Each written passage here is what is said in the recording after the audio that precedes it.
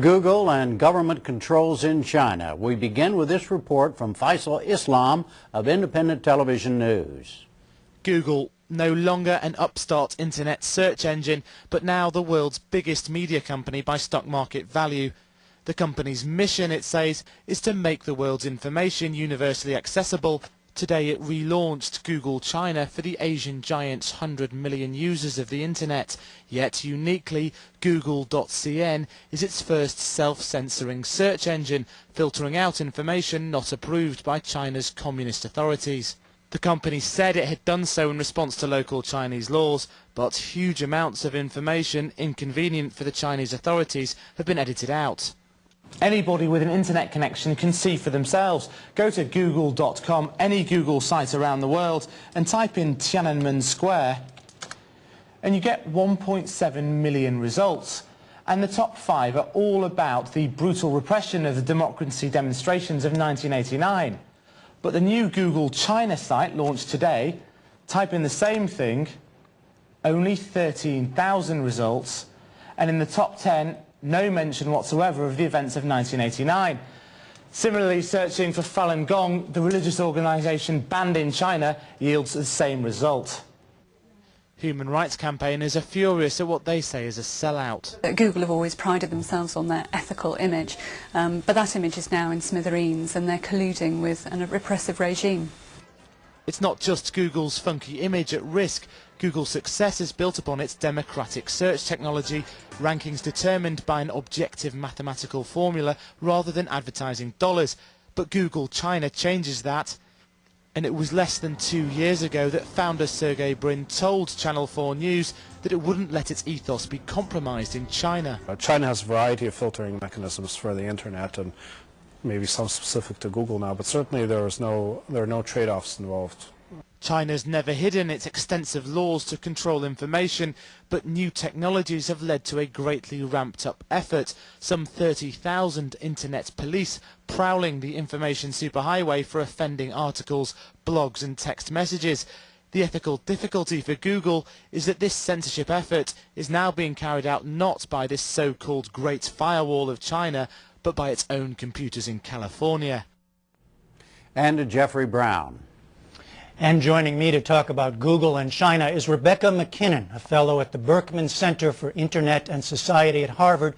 She previously served as Beijing bureau chief and correspondent for CNN and is fluent in Mandarin Chinese. And welcome to you.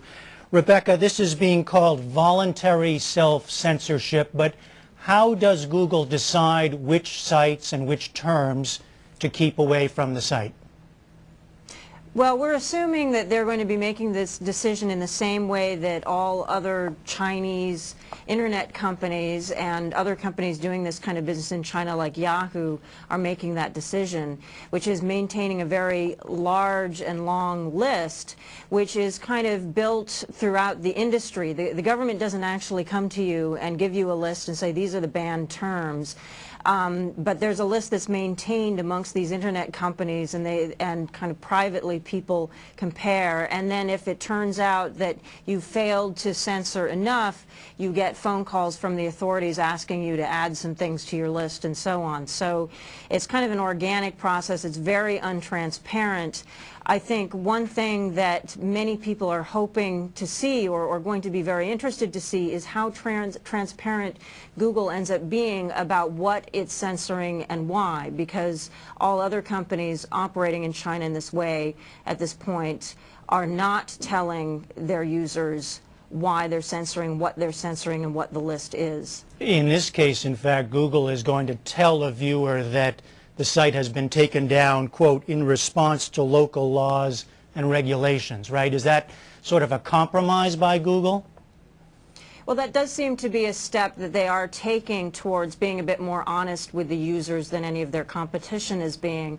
Now, they are not telling you exactly which sites they're removing, but they are putting a little a notice at the very bottom of the screen, and we saw that in there. If you read Chinese, you would have noticed it there, and it says that these results have been filtered in accordance with local law. But it doesn't say, oh, by the way, you know, they were all these various addresses, and it was because of such and such word that they were banned. So it doesn't explain that.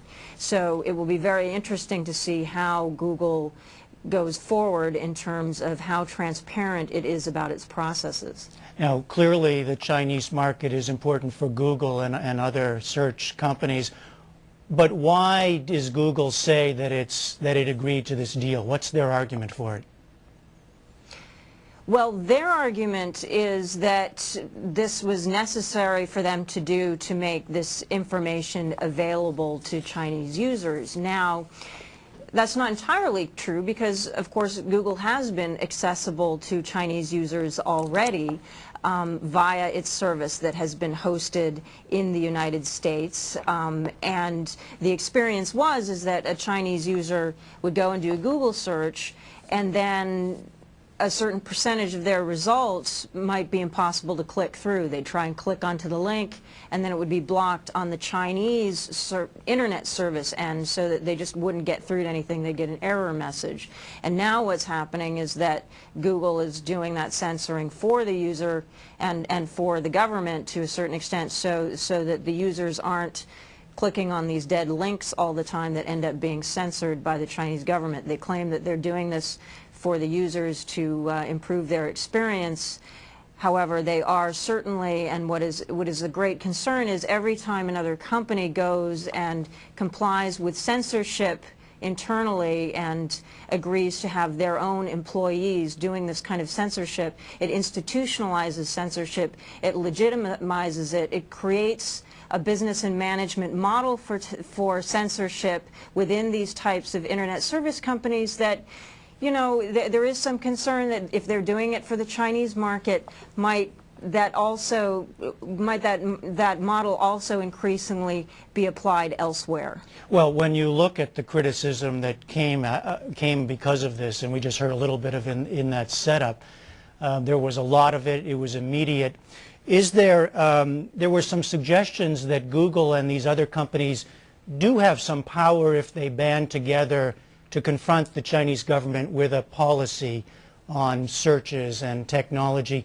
Is there some room, do you think, for them to push back against the government? I think there is more room than the companies have been seeking at this point. I think many companies are a little too quick to roll over and play dead as soon as the Chinese government says boo. And I think that it is possible, if the industry were to get together and agree upon standards, that they could go a lot further towards protecting the interests of the user and the rights of the user. They could do things like pledge to be more transparent. They could do things like adopt policies of how their local employees in China handle the data of users. And when somebody from the police department, for instance, calls to a local Chinese employee of Google or Microsoft and says, you know, will you take down the information of such and such a blogger, or will you hand over the information of so-and-so, that there have to be very, very clear procedures. That employee can't just act on their own. They have to take it up the management chain. It needs to be challenged with the authorities, and that these companies need to insist on much clearer and more transparent procedures in terms of what they're doing and why, and make it open to the Chinese users. And Rebecca, we just have a minute, but just tell us, how important is this in China? What role does the internet and search engines in particular, do they play in China today? Well, internet use is growing very fast. It's only 8% of the Chinese population, but that's already the world's second largest user base. In the cities, amongst the educated urban elite, increasingly the internet is how people do get their information. And so if you have a information environment where people don't even know what they're missing because they don't know what's been censored, because number one, it's censored, and number two, nobody's being honest with them about the fact that they're censoring. This really skews people's outlook on the world and about their country's relationship with the rest of the world and about what their own government may or may not be doing, and what just what's going on in their own surroundings. And so increasingly, as people do become dependent on the internet for information, we do need to be concerned about who is controlling what information gets through to whom, and the extent to which those controls enable power holders to stay in power and not to be challenged in ways that perhaps in the pre-internet age might have been more possible. All right, Rebecca MacKinnon, thank you very much. You're welcome.